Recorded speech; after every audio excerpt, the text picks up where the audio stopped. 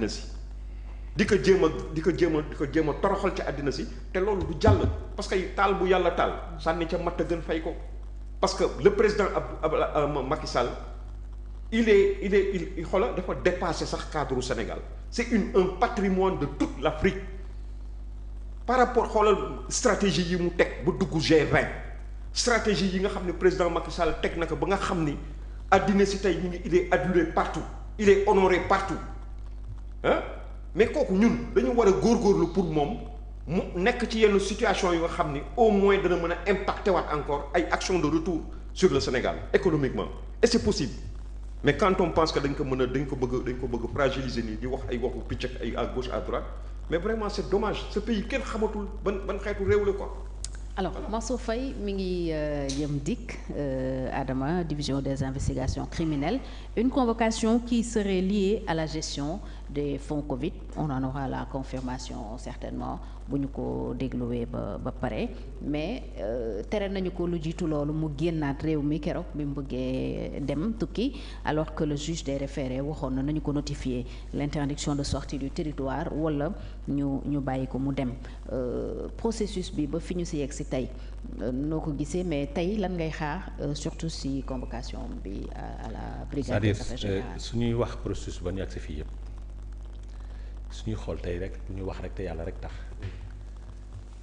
jaay doole rek a fi ne parce que il faut pas violer les droits des citoyens gis nga ba ñu barricadé Ousmane Sonko 55 jours sans notification kenn dégguloon Sénégal amul benn document buy jox droit yoon mu barricadé woon Ousmane Sonko mais pourtant les gens l'ont condamné ici les intellectuels se sont levés ils l'ont condamné aujourd'hui dañu privé de liberté d'aller et venir à un citoyen sénégalais boo xamante ne amul notification amul condamnation judiciaire amul benn notification bu ñu ko jox loolu su amee benn voix laa ci gis mu élevé wu muy Guy Marius Sagna il est resté dans sa position pour dire que c'est une violation des droits surtout que moom dem na ba ci juge des libertés qui est le juge des libertés d'ailleurs c'est lui le juge des libertés donc juge des libertés am na fi le président de la Cour suprême donc kooku su joxee requêtam juge des référés liberté waaw su joxee requêtam ba demande joxe injonction sax la joxe maintenant les gens doivent appliquer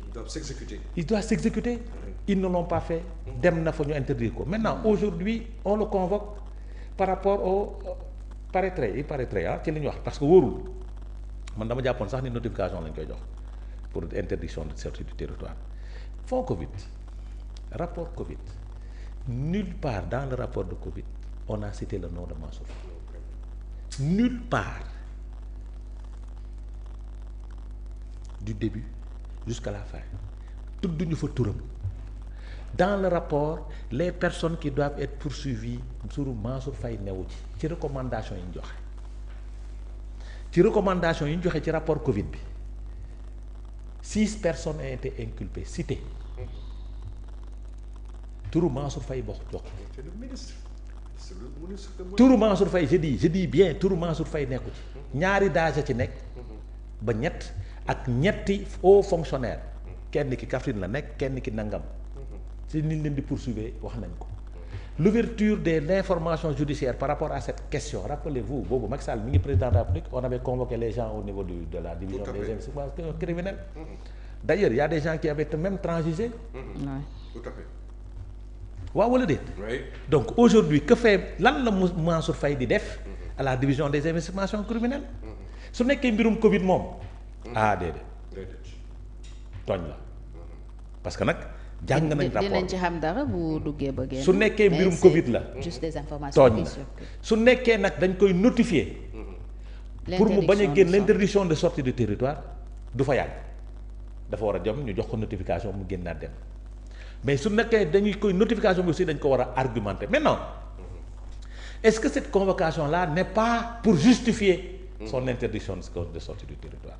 ça peut être mais nag puisque man dikk lañ ma convoqué woon te dem naa fa te xam naa ñi nga xam ne ñoo fa nekk seen professionnalisme seen comportement républicain kenn du leen wax loolu ñu bëggul def kenn du leen def loolu ñu bëggul def mais nag puis y a le respect de la hiérarchie mais cër bi ñu war a jox Mansour Faye dinañ ko jox ba mu mat sëkk taxawaay bi ñu war a def Mansour Faye dinañ ko taxawaay ba ñu def sëkk mais nag malheureusement nous sommes dans un corps habillé un corps militaire ay ordre la ñuy jot ordre yooyu nag ñoom dañ koy exécuter des fois ñu joxe ordre yoo xam ñu exécuter ay ordre yoo xamante ne neexu leen mais mënuñ ci dara mais sur la question de Mansour jaay doole moo fi nekk maintenant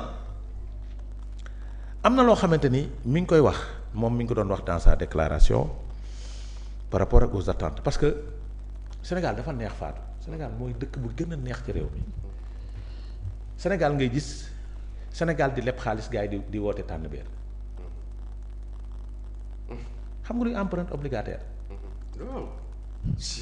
c'est-à-dire gars yi di tànn biir quoi. mooy Sénégal dafay leb. ñàkk pexe mënul weesu emprunt obligatoire. mooy da ngaa leb lebu ñàkk pexe. parce que xam nga ni soo demee ci institution yi doo am. voilà nga dem ci luuma yi. nga dem ci marché luuma yi. ba pare nag ngay jigéen su nekkee jigéen dafa jaay boppam saraxe boppam. dëgg la à un taux exorbitant. voilà. nga ne mu mel ni mi ngi doog a am Sénégal. Macky Sall def na ko ñaar yoon. Abdoulaye def na ko. mairie ville de Dakar sax def na fi emprunt obligataire. absolument ñàkk pexe la de. est-ce que tu comprends. maintenant yow nga def emprunt obligataire soxla woon 150 milliards ñu jox la 405 milliards ngay dóor pooj. la ilaha illallah.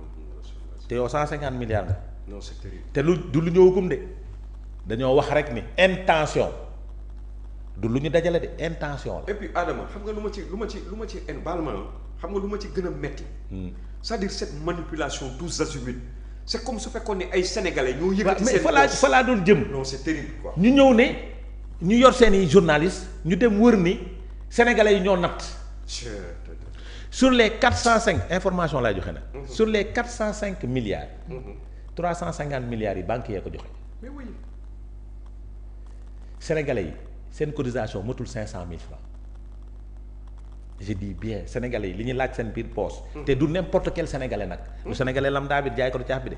matul 500 000 francs ñu koy bàkkoo kon xam nga problème bi mu ngi noonu banques yi su ñu demee ba banques yi di lebal askanu Sénégal. ba lebal état. loolu jar naa tiit. loolu mooy blocage am na. xamu tax mais ñoom xamu tax mu war a tiit. Fatou. mooy banque sénégalais yi amatuñu xaalis bu ñu demee lebi mënatuñu leb ci banque ba. xaalis bi banque bi yor moo bari parce que sénégalais yi ñëwatuñu leb. parce que amatuñu lu ñu lebee. il faut que ñu liggéey. te banques yi mais effectivement. attention hein je te dis hein. banque su demee bay lebal état.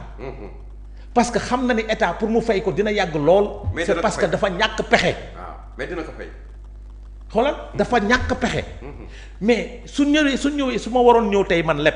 man citoyen lambda bi waroon ñëw leb. gis taux bi ma état di fay 8%. damay daw ci état. dëgg la l'état est devenu un concurrent déloyal des citoyens sénégalais et des entreprises. et des entreprises de même notre pays. de notre pays. maintenant emprunt obligataire bi. UEMOA marché UEMOA la. du Sénégal. banque yi nekk UEMOA. ñoo joxe. te nag dinaa fi ñëw man di la liste banque ya ak ku ci ne la ma joxe. banque bu mag a mag bi sama banque man damay bañ a publicité. ci nit ci nga xam ne ni li ñu lebale la ñu bëri. ba pare waaye du action booy jënd c'est pas vrai moom la ñu gën loo askanu Sénégal. c'est terrible ça. c'est pas vrai. c'est terrible. ba pare. Fatou. waaw. Macky Sall du 18 000 milliards la fi leb. ci 12 ans. 500 waaw. 12 ans. ñoom de. 18 000 milliards. divisé ko par an. 1000 milliards lay nekk. jëral dina ko dama ko fàtte de. waaye wala mu ko paase ko tuuti. déedéet dama ko taay. 18 000 divisé par 12. xam nga ñaata la ñaata la doon leb par an 1500 milliards. 1500 milliards. oui. chaque année. oui. 1500 milliards la Macky Sall doon leb. léegi ñu egg 9000. ñoom suñu cumulé ñaari années yi. dinañ leb 9000 milliards. 4500 milliards par an. c'est extraordinaire. 4500 milliards la ñuy leb par at. par at. Macky Sall daan leb 1500 milliards. ñoom ñu def fi ñu commencé gu ñuy leb 4500 milliards. kon tey. te li gën a garaaw dañuy leb di fay bor de wax naa la ko fii. kon tey ay perspectives yu leer ni. bor ils vont faire 9000 milliards en 2 ans. en 2 ans te léegi 9000 milliards yi nag Amadou. oui. Macky Sall avait prévu dans la loi de finances initiale de faire dette bi 2000 milliards la woon. ñoom ñoo ko doublé en 2024 ba ñu faloo ñoo ko doublé de 2000 milliards à 2500 te doo xam fu mu jaar sax fan la feeñ. maintenant Macky Sall 1500 milliards yi mu doon leb. soo wëree Sénégal wërngal këpp ci 12 ans yi. chaque année mu leb 1500 milliards di nga ci teg sa bët. di nga ko làmb. làmb daj. soo ko tegul sa bët làmb ko. mi ngi sa biir bi. xool gis làmb daj. mi ngi sa biir bi. fay na salaire yi. yokk na ko def na recrutement. c'est-à-dire pexe bi Macky Sall doon def pour fay les salaires de ses travailleurs licenciés. effort boobu la pouvoir bi bëggul def parce que moo tax ñu naan le recrutement politique waaw recrutement politique de baaxul mooy partisanerie mais ñoom li ñuy def lan la moo raw partisanerie parce que da ngaa dóor doom làq doom da ngaa dindi fii teg fee donte nag Amadou le renouvellement du CDD incombe à l'autorité